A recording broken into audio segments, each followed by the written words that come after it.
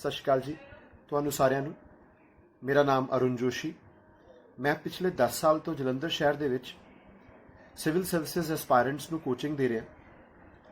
मैं इन्हां पिछले 10 सालों के जो भी एक्सपीरियंस गेन किया सिविल सर्विसेज बारे या सिविल सर्विसेज की कोचिंग बारे, वो सारा मैं तुहाडे नाल अज एक छोटे जे सैशन दे विच साझा करने की कोशिश करूँगा।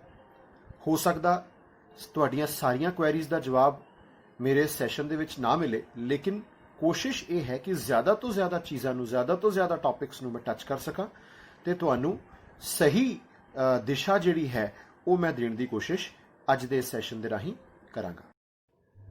हेलो स्टूडेंट्स, अज दा जिहड़ा सैशन है एक डेडिकेटेड सैशन है about preparation of civil services.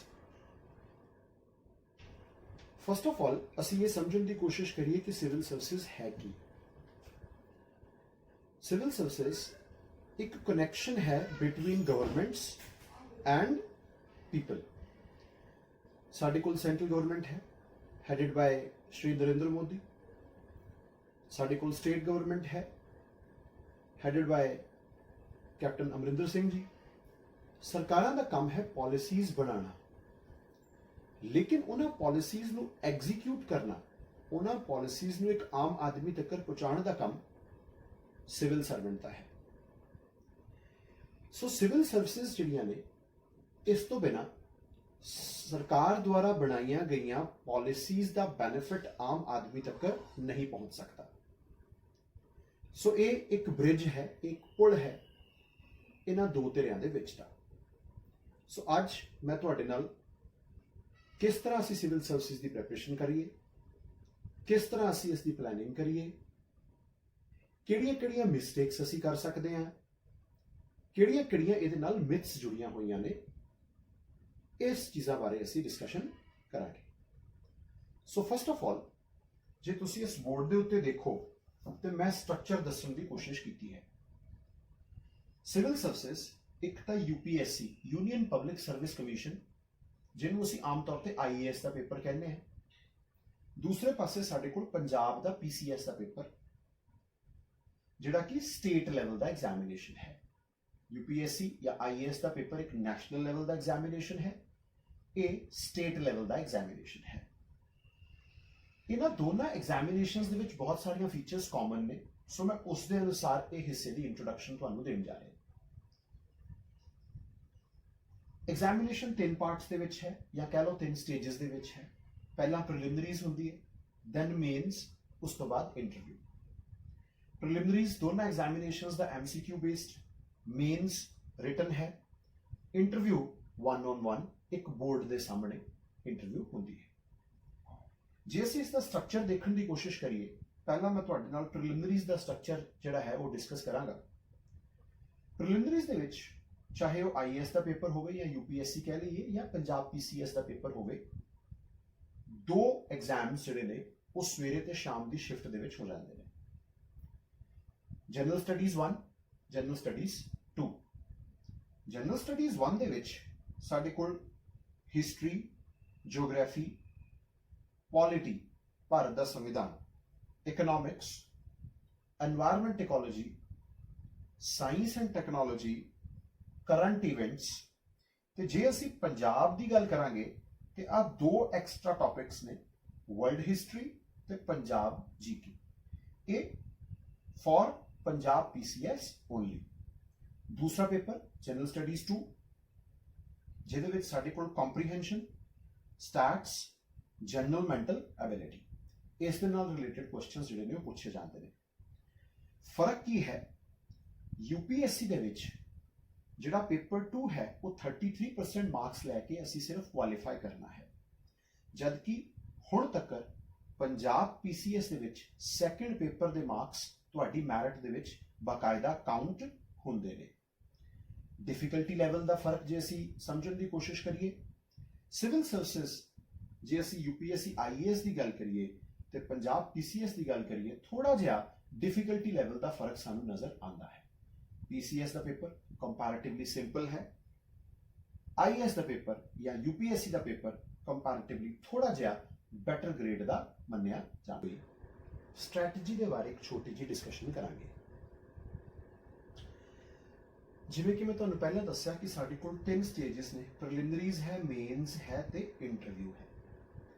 ਪ੍ਰੀਲਿਮਿਨਰੀਜ਼, mains, interviews ਤੁਹਾਨੂੰ ਦੇਖਣ ਦੇ ਵਿੱਚ ਤਾਂ ਵੱਖ-ਵੱਖ ਲੱਗ ਰਹੇ ਨੇ, ਲੇਕਿਨ ਜੇ ਅਸੀਂ ਵਿਸ਼ੇ ਵਸਤੂ ਜਾਂ ਸਬਜੈਕਟਸ ਦੇ ਅਨੁਸਾਰ ਇਹਦਾ ਐਨਾਲਿਸਿਸ ਕਰੀਏ ਤੇ ਇਹ ਸਿਰਫ 3 ਲੈਵਲਸ ਨੇ ਤੁਹਾਡੀਆਂ ਅਲੱਗ-ਅਲੱਗ ਕੋਗਨੀਟਿਵ ਐਬਿਲਿਟੀਜ਼ ਜਾਂ ਤੁਹਾਡੀਆਂ ਅਲੱਗ-ਅਲੱਗ ਗਿਆਨ ਸੰਬੰਧੀ ਐਸਪੈਕਟਸ ਨੂੰ ਜਾਣਨ ਦਾ।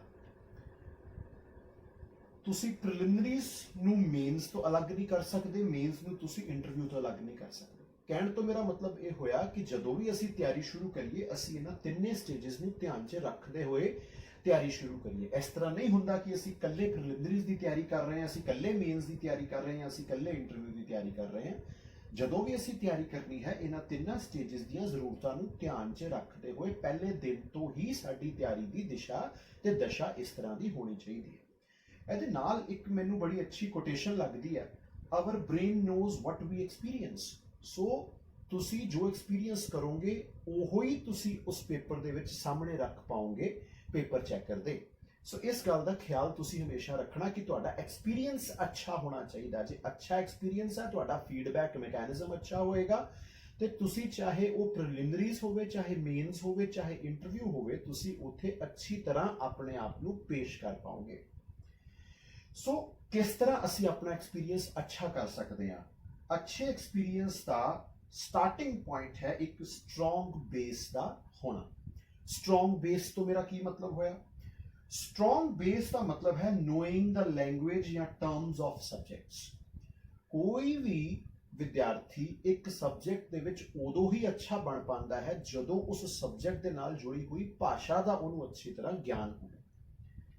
ਤੁਹਾਨੂੰ ਇੱਕ ਐਗਜ਼ਾਮਪਲ ਦਿੰਨਾ ਕਿ ਫॉर ਐਗਜ਼ਾਮਪਲ ਜੇ ਅਸੀਂ ਇਕਨੋਮਿਕਸ ਪੜ੍ਹ ਰਹੇ ਹਾਂ, ਤੁਸੀਂ ਸ਼ੁਰੂ ਤੋਂ ਹੀ ਕੋਈ ਭਾਰੀ ਕਿਤਾਬ ਚੱਕ ਕੇ ਪੜ੍ਹਨ ਲੱਗ ਪਓ ਤੇ ਤੁਹਾਨੂੰ ਇਕਨੋਮਿਕਸ ਸਮਝ ਨਹੀਂ ਲੱਗ ਸਕਦੀ ਜਦੋਂ ਤੱਕ ਤੁਸੀਂ ਛੋਟੀਆਂ-ਛੋਟੀਆਂ ਚੀਜ਼ਾਂ ਦੇ ਬਾਰੇ ਜਾਣਕਾਰੀ ਨਹੀਂ ਲੈ ਲੈਂਦੇ। ਫॉर ਐਗਜ਼ਾਮਪਲ ਤੁਹਾਨੂੰ ਇਹੀ ਨਹੀਂ ਪਤਾ ਇੱਕ ਬੈਂਕ ਕੀ ਹੁੰਦਾ, ਤੁਹਾਨੂੰ ਇਹੀ ਨਹੀਂ ਪਤਾ ਸੈਂਟਰਲ ਬੈਂਕ ਕੀ ਹੁੰਦਾ, ਉਹਨੂੰ ਸੈਂਟਰਲ ਬੈਂਕ ਅਸੀਂ ਕਿਉਂ ਕਹਿੰਦੇ ਆ, ਤੁਹਾਨੂੰ ਇਹ ਨਹੀਂ ਪਤਾ ਕਿ CRR ਕੀ ਹੈ, SLR ਕੀ ਹੈ, ਰੈਪੋ ਰੇਟ ਕੀ ਹੈ, ਰਿਵਰਸ ਰੈਪੋ ਰੇਟ ਕੀ ਹੈ। ਸੋ ਪਹਿਲਾਂ ਅਸੀਂ ਇੱਕ ਸਬਜੈਕਟ ਦੀ ਭਾਸ਼ਾ ਦੀ ਜਾਣਕਾਰੀ ਲਈਏ।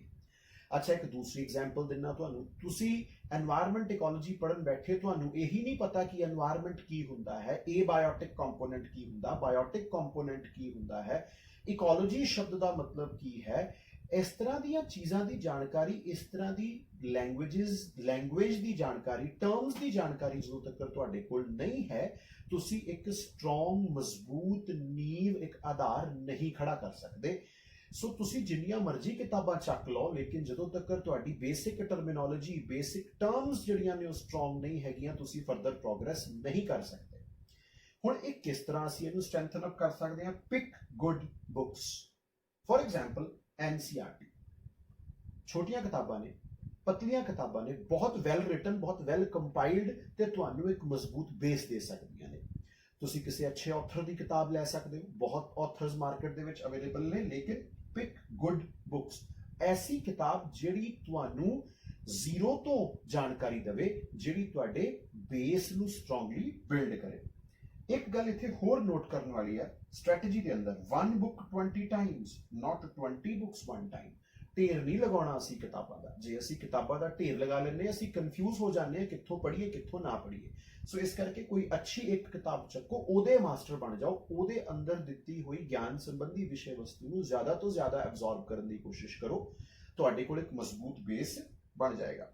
ਉਸ ਤੋਂ ਬਾਅਦ ਜਿਹੜੀ ਅਗਲੀ ਚੀਜ਼ ਆਉਂਦੀ ਹੈ ਉਹ ਹੈ ਸਟੱਡੀ ਤੇ ਰਿਵੀਜ਼ਨ ਦਾ ਰਿਲੇਸ਼ਨਸ਼ਿਪ। ਅਸੀਂ ਸਟੱਡੀ ਕੀਤੀ, ਰਿਵੀਜ਼ਨ ਨਹੀਂ ਕੀਤੀ, ਜਾਂ ਅਸੀਂ ਰਿਵੀਜ਼ਨ ਘੱਟ ਕੀਤੀ।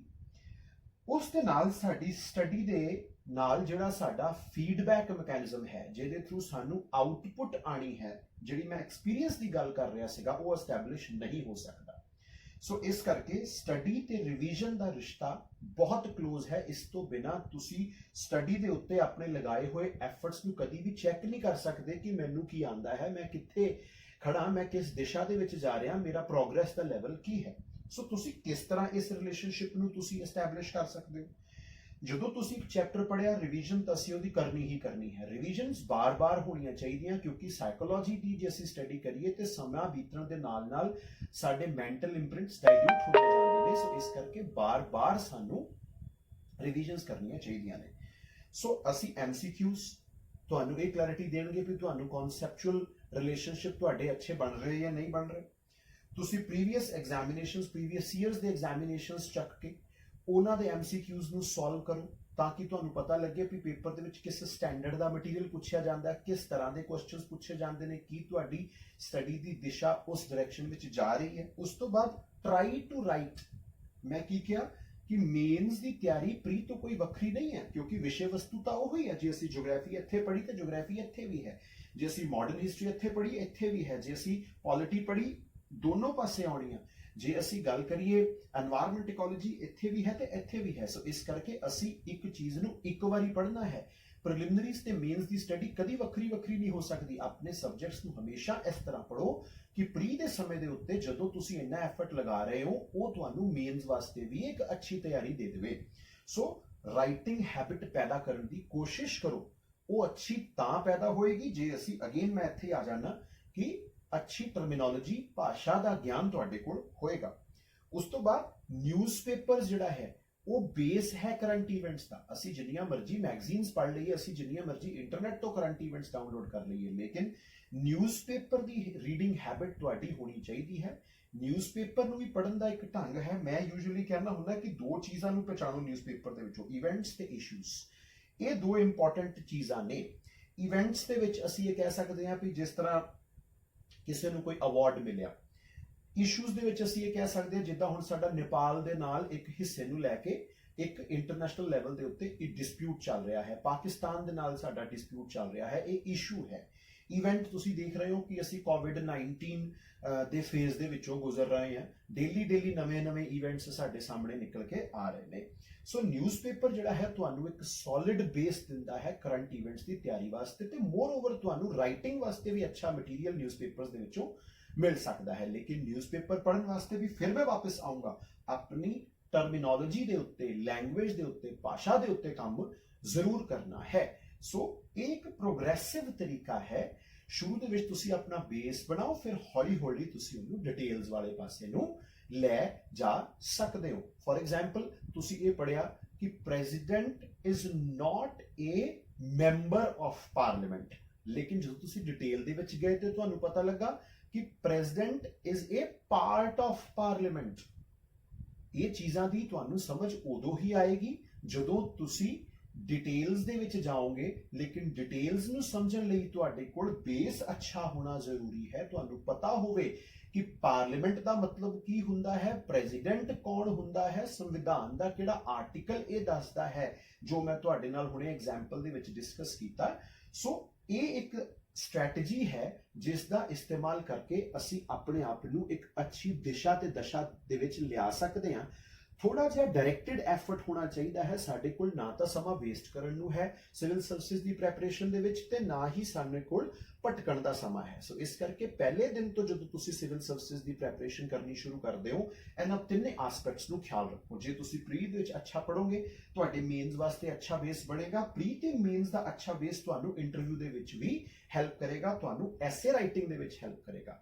ਸੋ ਇਸ ਸਟ੍ਰੈਟਜੀ ਨੂੰ ਥੋੜਾ ਜਿਹਾ ਤੁਸੀਂ ਧਿਆਨ ਦੇ ਵਿੱਚ ਰੱਖ ਕੇ ਆਪਣੀ ਪ੍ਰੈਪਰੇਸ਼ਨ ਨੂੰ ਸਟਾਰਟ ਕਰੋਗੇ ਤੇ ਮੈਨੂੰ ਉਮੀਦ ਹੈ ਕਿ ਅਸੀਂ ਸਹੀ ਰਸਤੇ ਚੱਲਾਂਗੇ ਤੇ ਕੋਈ ਅੱਛੇ ਰਿਜ਼ਲਟਸ ਜਿਹੜੇ ਨੇ ਉਹ ਸਿਵਲ ਸਰਵਿਸ ਵਿੱਚ ਪੈਦਾ ਕਰ ਸਕਾਂਗੇ।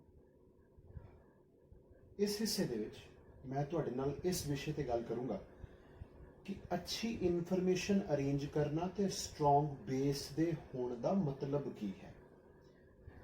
ਦੋ ਤਰ੍ਹਾਂ ਦੇ ਟੌਪਿਕਸ ਸਾਡੇ ਕੋਲ ਸਿਵਲ ਸਰਵਿਸਿਜ਼ ਦੇ ਵਿੱਚ ਮੇਨਲੀ ਆਉਂਦੇ ਨੇ। ਇੱਕ ਹਿੱਸਾ ਸਟੈਟਿਕ, ਮਤਲਬ ਹਰ ਸਾਲ ਉਸੇ ਤਰ੍ਹਾਂ ਦਾ ਰਹੇਗਾ, ਕੋਈ ਜ਼ਿਆਦਾ ਬਦਲਾਵ ਨਹੀਂ ਹੈਗੇ, ਤੇ ਦੂਸਰਾ ਹਿੱਸਾ ਹੈ ਡਾਇਨਾਮਿਕ। ਸੋ ਮੈਂ ਦੋ ਹਿੱਸਿਆਂ ਦੀ ਡਿਸਕਸ਼ਨ ਤੁਹਾਡੇ ਨਾਲ ਕਰਾਂਗਾ, ਇੱਕ ਹਿੱਸਾ ਸਟੈਟਿਕ, ਇੱਕ ਹਿੱਸਾ ਡਾਇਨਾਮਿਕ।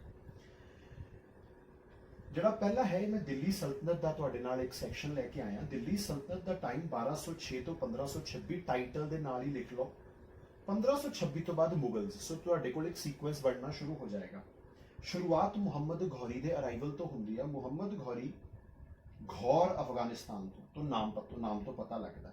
ਇਹਨੂੰ ਅਸੀਂ ਕਹਿ ਸਕਦੇ ਹਾਂ ਫਾਊਂਡਰ ਆਫ ਇਸਲਾਮਿਕ ਰੂਲ ਸੀਗਾ ਜੀ। ਇਹਦੀ ਡੈਥ ਹੋ ਗਈ ਅਚਾਨਕ 1206 ਦੇ ਵਿੱਚ। ਜਦੋਂ ਇਹਦੀ ਡੈਥ ਹੋਈ ਤਾਂ ਨੈਚੁਰਲੀ ਟੂਮ ਬਣੇਗਾ। ਟੂਮ ਸੁਹਾਵਾ ਪਾਕਿਸਤਾਨ ਦੇ ਵਿੱਚ, ਨਾਲ ਹੀ ਨੋਟ ਕਰ ਲਓ। ਇਹਦੀ ਜਿਹੜੀ ਐਮਪਾਇਰ ਦਾ ਇੰਡੀਆ ਦਾ ਹਿੱਸਾ ਸੀ, ਉਹਨੂੰ 1206 ਦੇ ਵਿੱਚ ਇਹਦਾ ਇੱਕ ਗੁਲਾਮ ਜਿਹਦਾ ਨਾਮ ਕੁਤੁਬਦੀਨ ਏਬਕ, ਸੋ ਇੱਥੋਂ ਸ਼ੁਰੂ ਹੁੰਦਾ ਸਾਡੇ ਕੋਲ ਗੁਲਾਮ ਵੰਸ਼। ਸੋ 5 ਰਾਜ ਘਰਾਣੇ ਜਿਹੜੇ ਨੇ ਉਹ ਦਿੱਲੀ ਦੇ ਉੱਤੇ ਰਾਜ ਕਰਨਗੇ। ਮਾਮਲੁਕ, ਇਲਬਰੀ ਜਾਂ ਗੁਲਾਮ ਵੰਸ਼ 1206 ਤੋਂ ਲੈ ਕੇ 1290, दूसरे खिलजी 1290 तो 1320, तीसरे तुगलक 1320 तो 1414, सैयद 1414 तो 1451, लोधी 1451 तो 1526। ਹੁਣ 1526 ਤੋਂ ਬਾਅਦ ਕੀ ਹੋ ਗਿਆ? ਬਾਬਰ ਆਇਆ। ਬਾਬਰ ਦੇ ਆਉਣ ਤੋਂ ਬਾਅਦ ਮੁਗਲ ਐਮਪਾਇਰ ਸ਼ੁਰੂ ਹੋ ਗਈ। 1526 ਤੋਂ ਲੈ ਕੇ 1857 ਤੱਕ ਮੁਗਲ ਐਮਪਾਇਰ ਚੱਲੇਗੀ ਤੇ ਮੁਗਲ ਐਮਪਾਇਰ ਦਾ ਆਖਰੀ ਰਾਜਾ ਬਹਾਦਰ ਸ਼ਾਹ ਜ਼ਫਰ 1857 'ਚ ਡਿਪੋਜ਼ ਆਫ ਕਰ ਦਿੱਤਾ ਗਿਆ ਤੇ ਉਸ ਤੋਂ ਬਾਅਦ ਟਿਲ 1947 ਸਾਡੇ ਕੋਲ ਇੰਗਲਿਸ਼ ਰੂਲ ਰਹੇਗਾ। ਸੋ ਤੁਹਾਡੇ ਕੋਲ ਇੱਕ ਸੀਕੁਐਂਸ ਤਿਆਰ ਹੋ ਗਿਆ। ਤੁਸੀਂ ਆਪਣੀ ਇਨਫੋਰਮੇਸ਼ਨ ਨੂੰ ਪ੍ਰੋਪਰਲੀ ਅਰੇਂਜ ਕਰੋ। ਉਸ ਤੋਂ ਬਾਅਦ ਇਹਦਾ ਅਸੀਂ ਕੋਡ ਬਣਾ ਸਕਦੇ ਹਾਂ, MKTSL, ਮੈਨੇ ਖਾਇਆ ਤੂਨੇ ਸਵਾਦ ਲਿਆ। ਸੋ 5 ਰਾਜ ਘਰਾਣੇ ਅਰੇਂਜ ਹੋ ਗਏ। ਫਿਰ ਇੱਕ ਹੋਰ ਯੂਨੀਕ ਫੈਕਟ ਅਸੀਂ ਲੱਭ ਸਕਦੇ ਹਾਂ ਕਿ ਜਿਹੜੇ ਪਹਿਲੇ 4 ਰਾਜ ਘਰਾਣੇ ਨੇ ਟਰਕਿਸ਼ ਓਰੀਜਨ ਦੇ ਨੇ, ਜਿਹੜਾ 5ਵਾਂ ਰਾਜ ਘਰਾਣਾ ਹੈ ਇਹ ਅਫਗਾਨੀ ਓਰੀਜਨ ਦਾ ਹੈ। ਸੋ ਇੱਕ ਮੈਂ ਤੁਹਾਨੂੰ ਛੋਟੀ ਐਗਜ਼ਾਮਪਲ ਦਿੱਤੀ ਹੈ ਵੀ ਕਿਸ ਤਰ੍ਹਾਂ ਅਸੀਂ ਇਸ ਇਨਫੋਰਮੇਸ਼ਨ ਨੂੰ ਪ੍ਰੋਪਰਲੀ ਅਰੇਂਜ ਕਰ ਸਕਦੇ ਹਾਂ ਤਾਂ ਕਿ ਉਹ ਸਾਨੂੰ ਪ੍ਰੋਗਰੈਸ ਦੇਵੇ, ਸਾਡੇ ਲਈ ਹਿੰਡਰੈਂਸ ਨਾ ਬਣੇ। ਇਨਫੋਰਮੇਸ਼ਨ ਦਾ ਅਰੇਂਜਮੈਂਟ ਹਮੇਸ਼ਾ ਤੁਹਾਨੂੰ ਅੱਛੇ ਰਿਜ਼ਲਟਸ ਵਾਲੇ ਪਾਸੇ ਲੈ ਕੇ ਜਾਏਗਾ। ਹੁਣ ਅਸੀਂ ਇੱਕ ਡਾਇਨਾਮਿਕ ਇਵੈਂਟ ਦੇ ਉੱਤੇ ਗੱਲਬਾਤ ਕਰਕੇ ਤੁਹਾਨੂੰ ਸਟ੍ਰੈਟਜੀ ਸਮਝਾਉਣ ਦੀ ਕੋਸ਼ਿਸ਼ ਕਰ ਸਕਦਾ ਕਿ ਅਸੀਂ ਡਾਇਨਾਮਿਕ ਪੋਰਸ਼ਨਸ ਨੂੰ ਕਿਸ ਤਰ੍ਹਾਂ ਅਰੇਂਜ ਕਰ ਸਕਦੇ ਹਾਂ। ਪਹਿਲੀ ਸੁਜੈਸ਼ਨ ਮੇਰੀ ਇਹ ਰਹਿੰਦੀ ਹੈ ਕਿ ਤੁਸੀਂ ਇੱਕ ਕਾਪੀ ਲਗਾਓ, ਉਸ ਕਾਪੀ ਦੇ ਵਿੱਚ ਸੈਕਸ਼ਨਸ ਬਣਾ ਲਓ ਕਿ ਫੋਰ ਐਗਜ਼ਾਮਪਲ ਜੇ ਤੁਸੀਂ ਸਾਡੇ ਕੋਲ ਕੋਵਿਡ-19 ਜਾਂ ਕਰੋਨਾ ਵਾਇਰਸ ਡਿਜ਼ੀਜ਼ ਦਾ ਇਸ ਸਮੇਂ ਫੇਜ਼ ਚੱਲ ਰਿਹਾ, ਇੱਕ 2 ਜਾਂ 3 ਪੇਜਸ ਡੈਡੀਕੇਟ ਕਰ ਦਿਓ ਵੀ ਅਸੀਂ ਜੋ ਵੀ ਨਵੀਂ ਡਿਵੈਲਪਮੈਂਟ ਹੋਏਗੀ ਇਹਨਾਂ 2-3 ਪੇਜਸ ਦੇ ਉੱਤੇ ਹੀ ਲਗਾਤਾਰ ਨੋਟ ਕਰੀ ਜਾਣੀ ਹੈ ਤਾਂ ਕਿ ਇੱਕ ਸੀਮਲੈਸ ਮਟੀਰੀਅਲ ਬਣ ਸਕੇ। ਫੋਰ ਐਗਜ਼ਾਮਪਲ ਤੁਹਾਡੇ ਸਾਹਮਣੇ ਲੈ ਕੇ ਆਇਆ ਕਿ ਵੂਹਾਨ ਚਾਈਨਾ ਤੋਂ ਇਹ ਡਿਜ਼ੀਜ਼ ਸ਼ੁਰੂ ਹੋਇਆ, ਪ੍ਰੀਜ਼ਿਊਮੇਬਲੀ ਬੈਟਸ ਤੋਂ ਇਹ ਹਿਊਮਨ ਬੀਇੰਗਸ ਦੇ ਵਿੱਚ ਟ੍ਰਾਂਸਫਰ ਹੋਇਆ।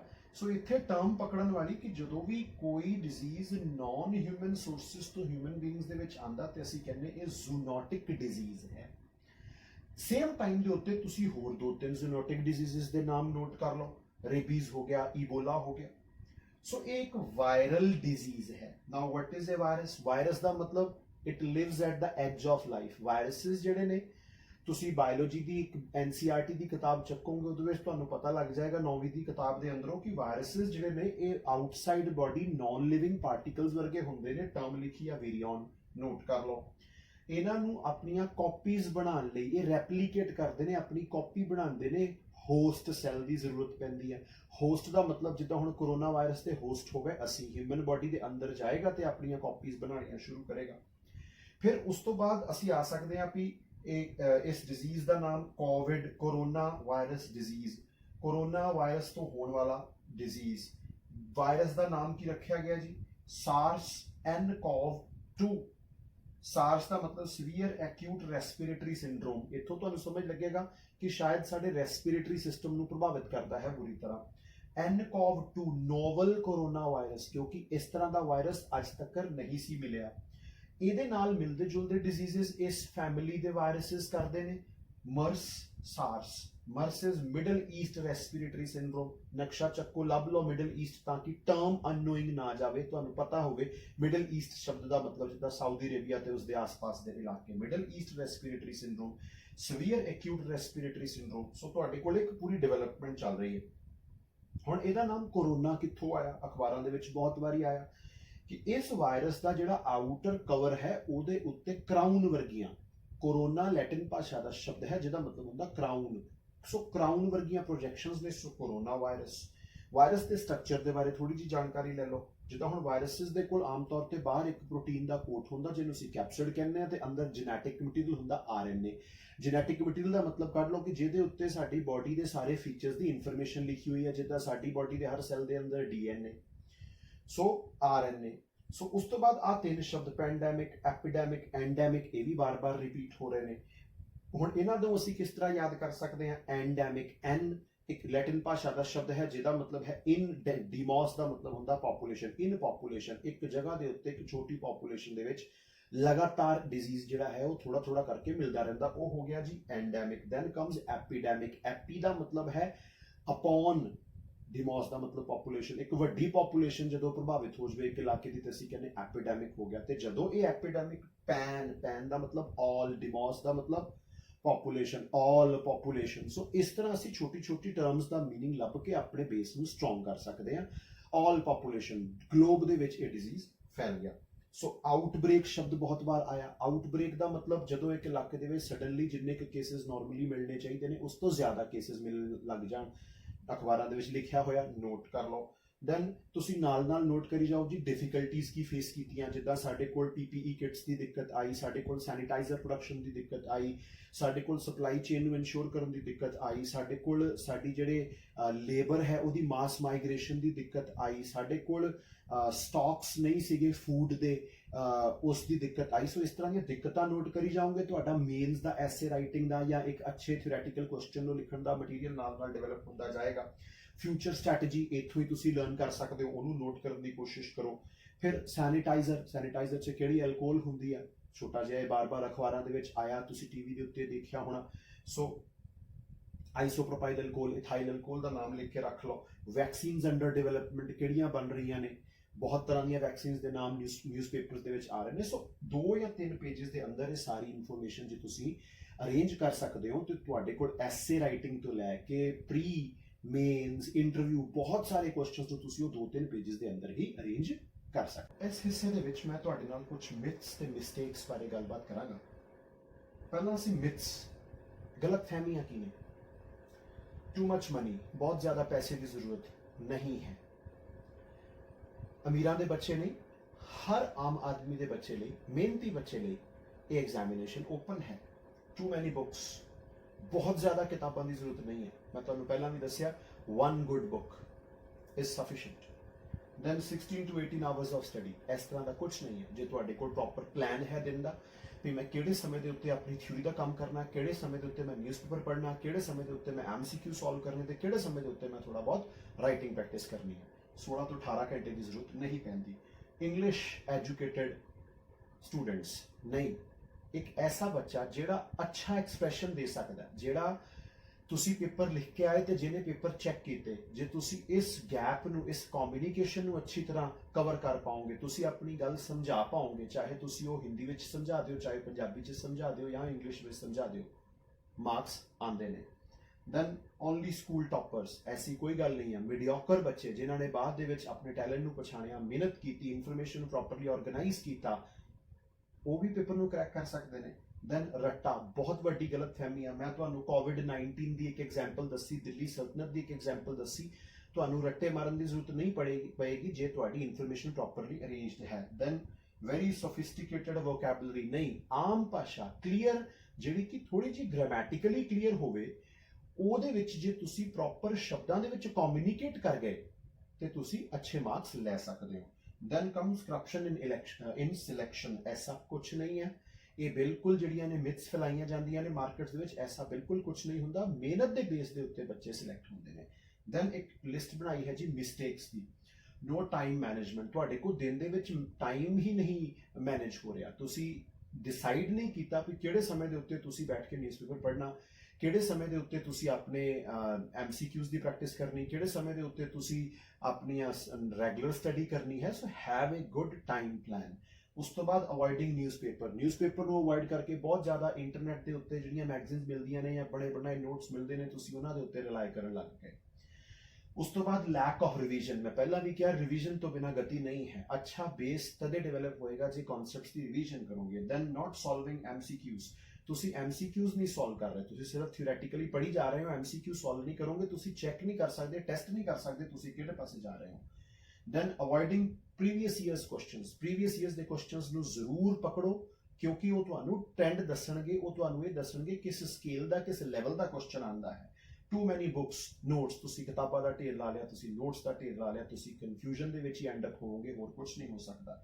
ਲੈਕ ਆਫ ਸੈਲਫ ਸਟੱਡੀਜ਼, ਤੁਸੀਂ ਆਪਣੇ ਟੇਬਲ ਦੇ ਉੱਤੇ ਬੈਠ ਕੇ ਟਾਈਮ ਨਹੀਂ ਗੁਜ਼ਾਰ ਰਹੇ। ਤੇ ਉਸ ਤੋਂ ਬਾਅਦ ਹੈਲਥ, ਤੁਸੀਂ ਸਿਵਲ ਸਰਵਿਸਿਜ਼ ਦੀ ਪ੍ਰੈਪਰੇਸ਼ਨ ਦੇ ਵਿੱਚ ਆਪਣੀ ਹੈਲਥ ਨਾਲ ਕੰਪਰੋਮਾਈਜ਼ ਕਰਨ ਲੱਗ ਗਏ ਹੋ, ਤੁਸੀਂ ਲੰਬੇ ਸਮੇਂ ਤੱਕ ਫੋਕਸ ਕਰਨ ਦੀ ਜ਼ਰੂਰਤ ਪੈਂਦੀ ਹੈ। ਸੋ ਇੱਕ ਇਹ ਪੁਰਾਣੀ ਕਹਾਵਤ ਆ, ਇਹ healthy mind lives in a healthy body. So ਇਸ ਕਰਕੇ ਆਪਣੀ ਹੈਲਥ ਦਾ ਵੀ ਖਿਆਲ ਰੱਖਣਾ।